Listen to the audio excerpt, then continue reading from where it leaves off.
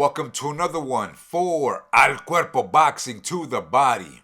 So let's get with it. Let's talk some boxing. Unfortunately, guys, some of you are probably seeing on the headlines and news circulating regarding Gervonta Tank Davis. So in this video, let's call it the tragedy of Tank Davis, or the tragedy of Gervonta Tank Davis. And for those of you that know me, I've been a fan of Tank Davis for a long time. I've said it too many times, too many times to help this kid out. Help this kid transition into the new market, which would have been the current state of Saudi Arabian sports washing, which by the way, I think it's fine. I think it's good. I'm not shaming it to say it that way. I'm just saying, hey, nothing is perfect. The boxing isn't perfect, and I actually embrace the whole concept of Riyadh season, or what the state of Saudi Arabia, what it's trying to do for sports worldwide, but more so for their own benefit, for their country's reformation. And that ties into trying to help out Gervonta Tank Davis. I don't even know where to start with this. I don't want to do so much of the blame game, but I gotta be honest, I don't want to be a hypocrite, but I want to try and deliver my subliminal, I always get that word wrong, message the way Andre Ward and Carl Froch do it. The way they do it. I like their takes, you know? They keep it in the middle. Sometimes they're bipartisan, but whatever. They've got their own styles, and I'm going to try and do it that way to not offend what they call the PBC diehards or the Gervonta Tank Davis fans. If you're a real fan, you would actually acknowledge my whole message through this video. As I said, I'm a Tank fan myself. So where do we begin, guys? For me, I'm going to say this, that PBC has done great things for boxing, without a doubt. Without a doubt. Al Haymon, on his portfolio, if we want to talk about the four-belt era, Jermell Charlo and Canelo Alvarez. So Al Haymon has two undisputed great fighters, and I know some of you might say, hey, what are you talking about? Why are you saying Jermell Charlo is great? I think Charlo is great, of course. He became undisputed at 154. He did it his way. He did it the long way, staying dedicated at 154 for a long time. And so that was the story of Jermell Charlo. All right? What's about Proto Charlo, the dramas of the Charlo brothers, but leading up to the undisputed series with him and Brian Castano, Jermell Charlo did his part, and he became undisputed champion. So that's one on their Al Haymon's book of the current four belt era, right? That for however long PBC was going on. And of course, Saul Canelo Alvarez, or I should say Santos Saul Barragan Alvarez. I forgot which way it is, man. Yo, shout out to Santos. He too became undisputed champion under Al Haymon, super middleweight. So Al Haymon, guys, he's got two guys under his belt, right? And if you want to dive deeper, I would even say it was Al Haymon that kind of gave shine, or the uplifting for Artur Beterbiev's initial career, because a lot of fans forget that Beterbiev actually started on the PBC. Back in the day, guys, Beterbiev was PBC, and its main, starting foundation of fights on television was Artur Beterbiev, believe it or not. And I believe that Haymon's world, he had really good consulting to say, yo, this upcoming Russian's going to be the real deal. Sign him. Do some stuff with him. But unfortunately, they couldn't sell Beterbiev. Probably poor ratings, and they just decided to let him go. And of course, Beterbiev went with the more Canadian business route. And good for him. But I guess the point is, Artur Beterbiev became an undisputed champion. That's all theoretical, right? If we want to say, well, because of Haymon, it could. Nah, we don't want to go there. Let's just give Haymon Jermell Charlo and Saul Canelo Alvarez. All right? So there's two great things in Haymon's portfolio. I don't want to include Floyd Mayweather too much, even though Floyd was an integral part to the PBC, to Heyman's portfolio. But guys, speaking of the four belt era, and this actually ties with Tank Davis. You guys are gonna like this. All right. One thing I don't like that Floyd didn't do is that he never unified with the Dark Horse, right? The Dark Knight from Sheffield, guys. From Sheffield. Shout out to Dalton Smith with his recent win over Subriel Matias, right? Another cat from Sheffield. But Kell Brook, guys, back in the day, guys, Kell Brook, if I recall, he became a champion for the IBF belt when he, in my opinion, he had a good fight with Sean Porter.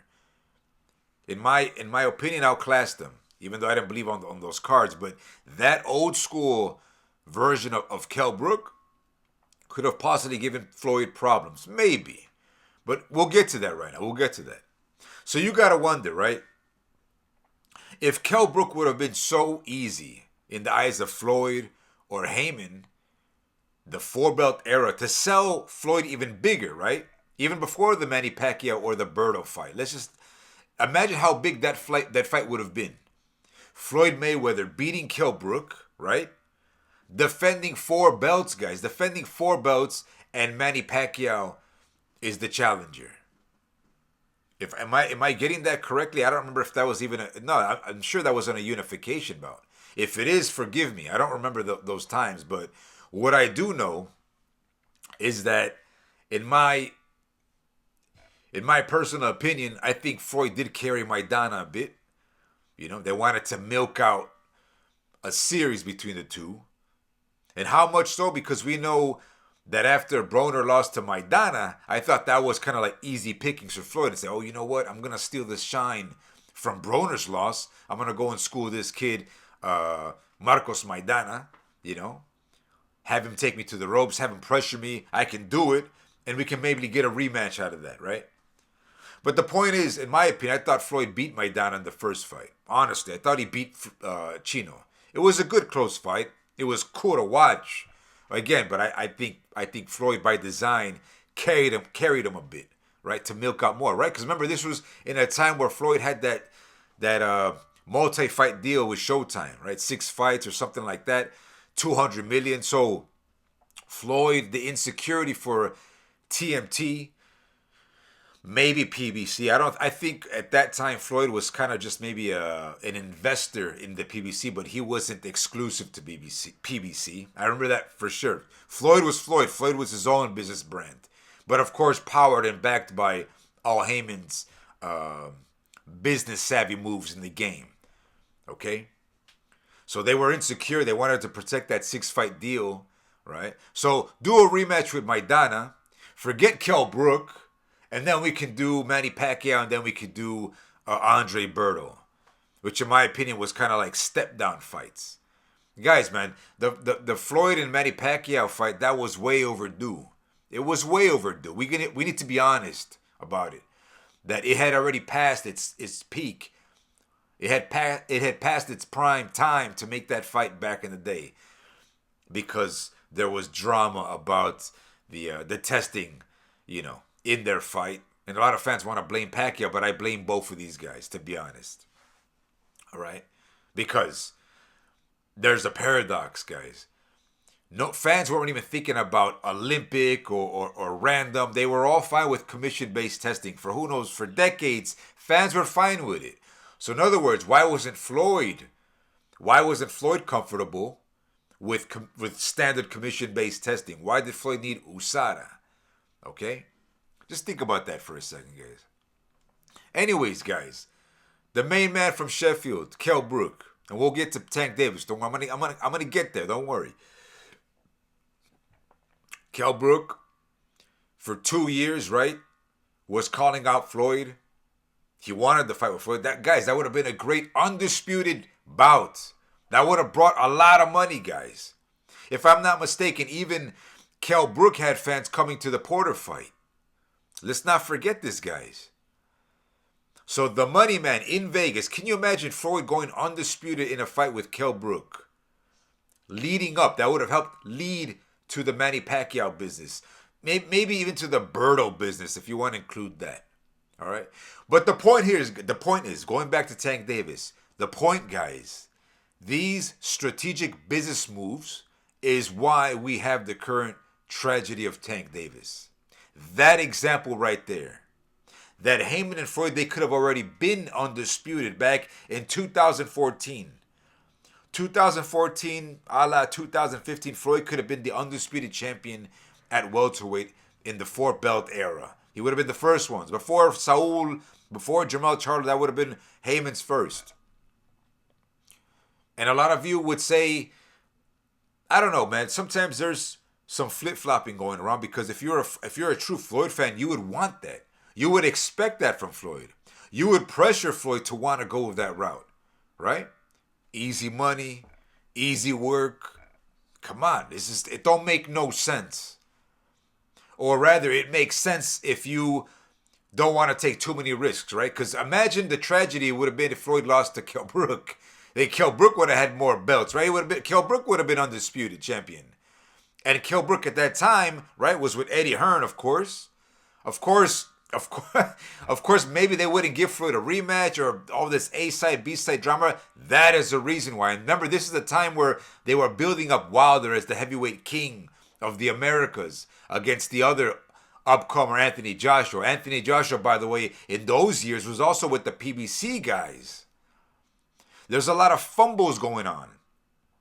I don't want to do the blame game, but what is the common denominator in all this, guys? It's the PBC world of business. Again, Tank Davis. All right? Well, let's jump real quick to Tank Davis. I can go back and forward here. But what's the one fight that we all wanted from Tank?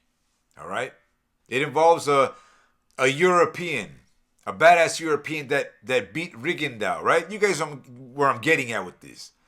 Vasily Lomachenko, guys. That was the fight to make back in the day. And if I'm not mistaken, Floyd had not want to rush Tank into that fight, right? They wanted to milk out Tank's career for secondary belt goal setting, if I'm illustrating that correctly, right? Because what did we get out of all this waiting and brewing? What was the mega fight brewed for Tank Davis? You want my honest take, man? I think they were hating on Tank Davis. Someone was hating on Tank Davis to not have him succeed in his own little run. What I like about Tank Davis, for me personally, is in all his interviews throughout the years, even though fans like to make fun of that Jewish cat, Eli Sekbak, right? Fans like to I don't care about those things. I'm just going by how Tank Davis delivers his limited messages on camera. For me, I think Tank Davis, nobody's perfect, guys. And, we're all going to go through dramas with women. Sometimes things get even heated, man. When children are involved, it's human nature, man. Right? The images that I've seen of Tank with his kids throughout the years, they look genuine, man. A guy looks like he's there for his kids. So a lot of times, a lot of guys, I wouldn't say but guys take offense. What I mean by I mean like I empathize for the situation. I understand it. I could have been there myself. A lot of you could. We don't know because everybody's different. Hormone moods change, all that kind of stuff. So really the debate is how much benefit of doubt do we give Gervonta Tank Davis in the tragedy that has come to him. By the way, right now, for those of you that don't know, and I apologize, there's a search warrant for Gervonta Tank Davis, which I believe is from a case that has been going on for a couple of years. It's nothing new, all right? That could be like missing court dates, expectancies that you're avoiding. You're not giving proper consultancy. The guy can't think straight, and so he's on the run, Again, the tragedy of Tank Davis. Where am I getting at? I think all of this could have been avoided, guys. It could have all been avoided long ago if the PBC had done a better job with management.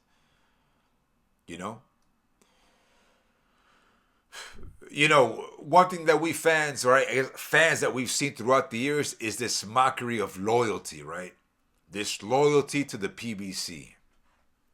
And I get it. Fans even have a right to to make fun of that because it becomes excessive.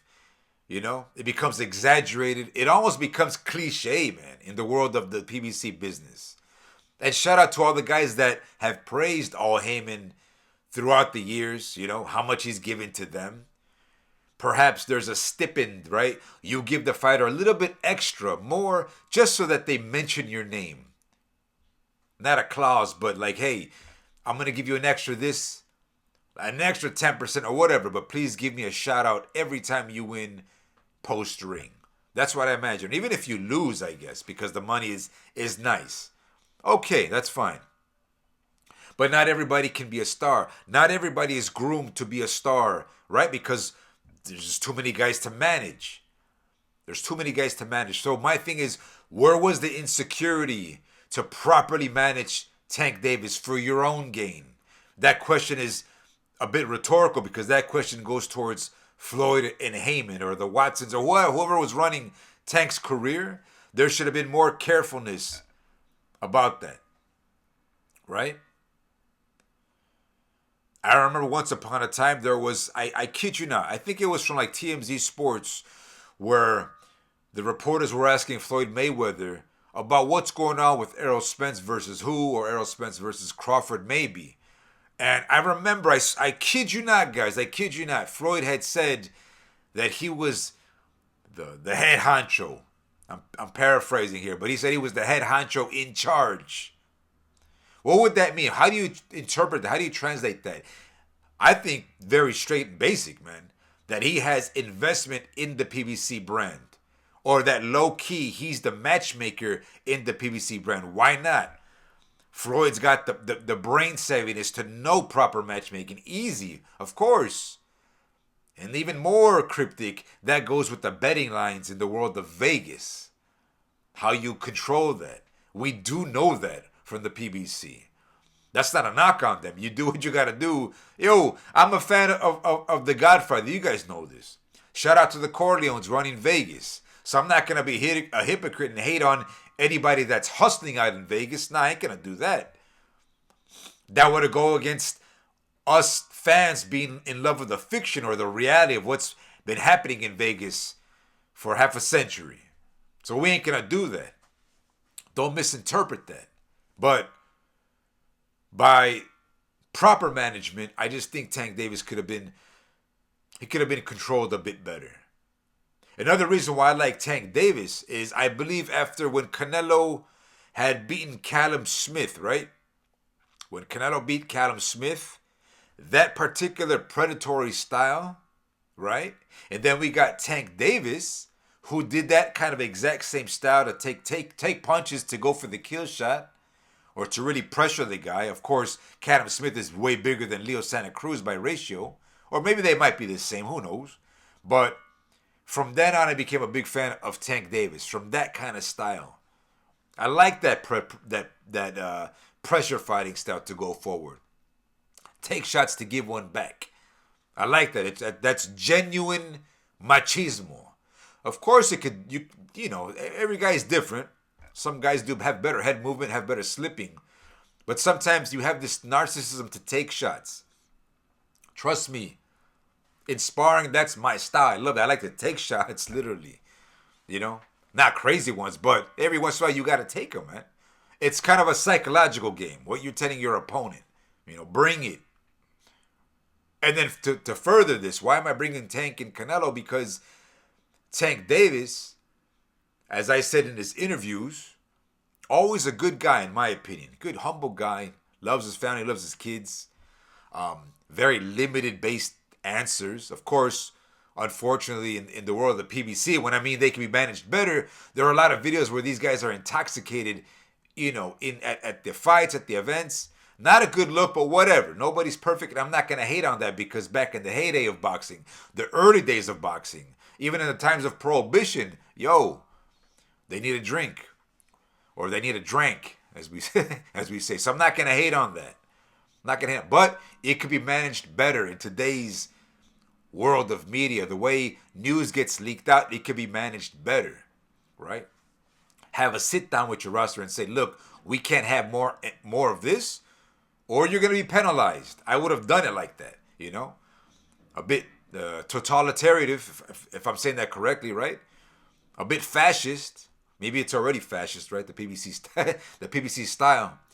But Tank Davis wearing no boxing, no life gloves, right? You guys remember that? I'm thinking, and I always ask this question. I always say this to everybody. What benefit does the boxer get by promoting another fighter? Let me repeat that. What benefit does the boxer get by promoting another fighter? In this case, no boxing, no life, right?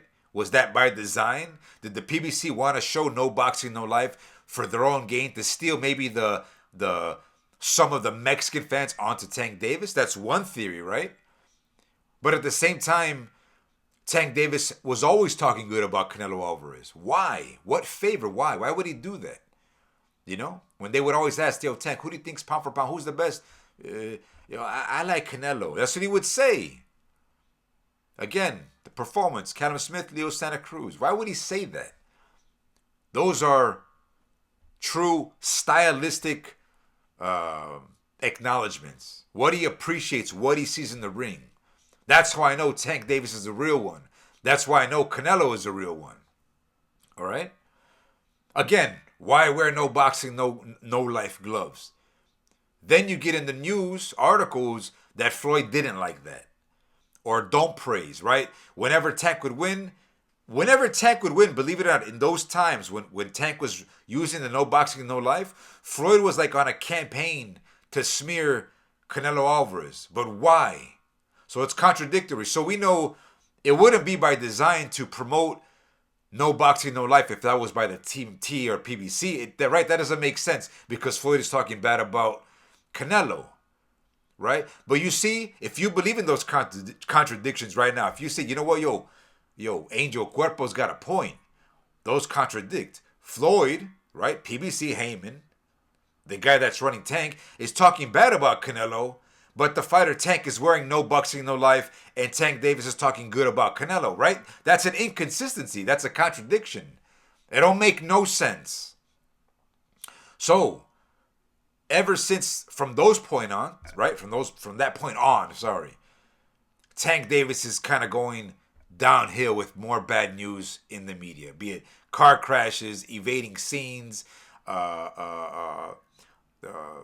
domestic abuse, whatever. To me, those things happen every day in life anyways. Not a really big deal about that. But again, going back to the point of being insecure about your investments, that in that time, I think PBC really didn't care, man, about Tank Davis.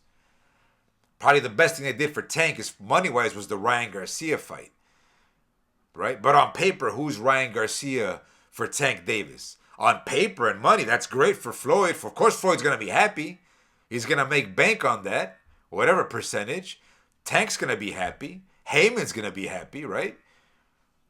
The show must go on, right? For whatever, be it the PBC on Showtime or the PBC on Amazon Prime, right? In the business side, they're happy. And at the same time, they got a full roster to manage, aside from Tank. So for those of you that know me as well, I've been saying for the longest, ever since the inception of Riyadh season coming into the game, I thought, damn, you know what? I pray that somebody in Tank's world, and forget this loyal essence of the PBC, that they would tell Tank, yo, this is what we're going to do. You don't ask Tank, what should we do? You literally force Tank to go this different route for the betterment of his career. How do I know this, guys? Or how do I get a similar situation? Lou DiBella, Deontay Wilder. Now, some of you might say, no, Wilder was fine because he still got the Fury fights. He still made money with Fury. Yes, yeah, but we could have gotten Joshua versus Wilder, right? Like in that time, even DAZN was splurging a lot of money because they were trying to get hard into the game. The way that the Saudis and Riyadh are throwing money, that's what DAZN was doing. That's what Lenny Blavatnik was doing at the time. DiBella saw that. He saw that. He said, yo, Deontay, let's do this. And the powers that be, because of contracts and loyalty, they said, nah, Deontay, don't do this. They're taking advantage of you. They want you to lose. They want you to go to DAZN. Eventually, they want you to probably sign on to Eddie Hearn, blah, blah, blah. That's the business side of boxing. That's the political side of it. Ironically, Wilder was once upon a time an Oscar fighter, Golden Boy Promotions, if I'm not mistaken, right? Who stole Wilder from the Golden Boy camp? Hey, man, what comes around goes around, right? The karma essence. So for those of you that saying, "Oh, why are you hating on the PBC or all this stuff?" No, I'm just keeping it in the middle, man. And I'm not saying why me. I'm just saying in general. Because why, if we want to go even further, PBC wouldn't be what it is if it wasn't for Oscar's roster in the old days, right? Be it Keith Thurman as well. Oscar's roster. I honestly believe that was a show of karma. And everybody gets theirs, man. Everybody gets theirs. Even Golden Boy and Saul Alvarez, right? They had a fallout. But again, where am I getting it? I'm just saying that Tank Davis, he should have taken that Lomachenko fight. I think in the unfortunate world of the PBC world, and again, this is my personal opinion, they brainwash their fighters. They give them nice stipends. They give them nice money. And if those boxers are happy, that's great. Because they're doing it for their families, for their future generations. But at the same time, don't forget about fan criticism. What we wanted more. Andy Ruiz, for example, was on a good run. Dethroned Anthony Joshua. Came into the rematch a bit sloppy. And then Andy Ruiz disappeared, pretty much. He disappeared from the game. Why? Comfort zone, influence, right? Comfort, and that's for a lot of PBC guys. And this is before Amazon Prime even came into the game, guys. All right? I don't know. So maybe they see so much money, whatever. But I'm going to say this, and you guys know this, that Tank Davis should have gone to the world of Riyadh. I think I'm a spiritual and optimistic believer that I think if Tank would have had different management and showed the route of Riyadh season, maybe even meet Turkey up front, because what would Tank have against Turkey to say bad things about him or vice versa? They don't even know each other. Tank don't know Turkey like that. I know guys like to troll about the Saudi Arabian outfits and holding hands and stuff, but realistically, you don't know Turkey like close. Tank don't know Turkey close. Tank might have a different point of view of Turkey had he met him up close. Also give Turkey benefit of doubt as far as character and personality. Or if you want to go stone cold, then just focus on the money. Don't worry about that, right? But imagine if Tank had he signed like at least a 2-fight deal with Riyadh season. I think Tank Davis would be in a different area right now. Separate from the TMT world, separate from the PBC, separate from any PBC influence. The dude goes cold turkey on the PBC gang world.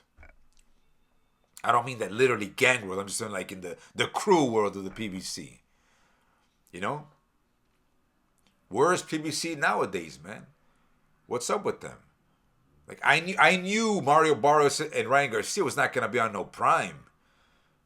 Oscar's made it apparent, particularly for his stars, that they got to fight on DAZN. They're DAZN fighters, right?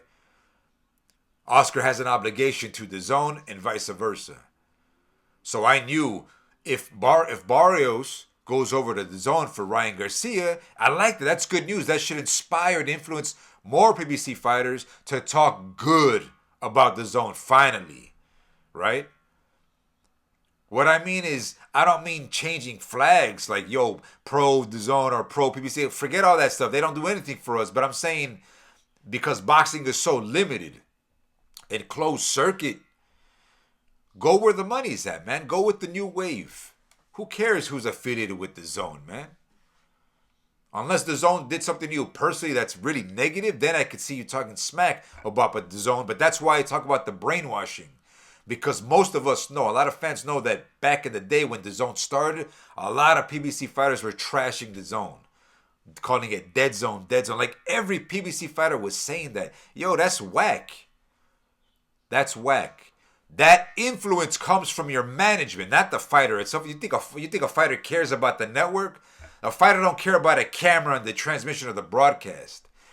Unless a fighter specifically says, nah, I like Bernstein. I like Paulie Malignaggi. I like, what's that guy, Mauro Rinaldo. I like those guys. I got to stay on, on Showtime or PBC. They never talk like that. They've never said that. So who cares about the network? Or maybe the fighters could say, well, no, I don't like Sergio Mora. I don't like, what's the guy's name? Copinger on the Zone. I forgot this guy's name. What's the other guy's name on the Zone? Main broadcaster. Oh my God, I forgot. Sorry about that. I might think about it for a second. You know? But I don't know, guys. I'm just thinking that the reason why we got this tragedy is a lot because of business moves. And I'll say this, that they say, well, no, you can't blame the PBC or this because everybody's their own man. You know, Tank does his own thing. You know, you got to blame Tank. Okay, but, yo, influence helps. Guidance. Counseling helps, guys. You could do that for your guys. You know, fans right now want to say, well, Joshua don't need to come back for what he endured. Okay, but these same fans were acknowledging, and they don't go deep into Errol Spence's return, who it should have been the other way around. What you saw what Errol Spence endured, he should have retired from there. Fans never keep it 100, man. They flip-flop all the time. And the point of Errol Spence is, if you are influencing, if you're brainwashing Errol Spence to get another bag, who's really the malicious one here? Who's really putting Errol Spence's life on the line? Or more traumatic problems with Errol's health? Maybe full paralysis, that he had something gone wrong in the Ugas fight or whatever, right? In the Danny Garcia fight. Did you guys ever think about that? Did you guys ever really think about Errol Spence's health in those fights? And I'm glad now fans are finally seeing or saying, now, well, I think those fighters were told to carry him a bit. Yes, this is true. This does happen in boxing. This has been happening for over a century. What we call Stone Cold taking dives. Or the play, you know. The strategy. By design, as we say. As I like to say. By design. Right? For example, Wilder, Malik Scott. In-house boys, you know what I'm saying? Stuff like that. Or Bakoli Parker, even though last minute. But just think like that, guys, man. And boxing is easily controlled because it's not regulated. And unfortunately, the only real, like Crawford and Canelo, why they're so cool is because they control their own paths. That's the difference. Check it out, guys. Check it out. Maybe more Canelo, of course, but Canelo is probably the only guy in the game that he really calls the shots. Then shout out to Eddie Reynoso. Eddie Reynoso is the best manager in the game. The best.